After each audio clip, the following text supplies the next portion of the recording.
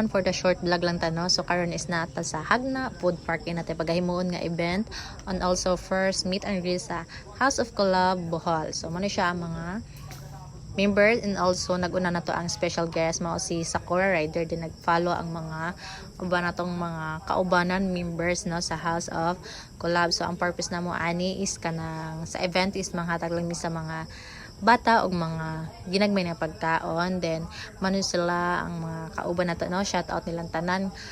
Di na ako maisa-isa kay nakalimot pud ko sa ilahang mga name sa ilahang mga vlogs. Then manon siya nang hatag na dito no si Happiness Mutu, Ma'am Idol, Dili CRF, Sakura og Buholanong Rider, I guess. And then but before that, shout out day ko ni Duga Mutu on then Mutu Coffee, and then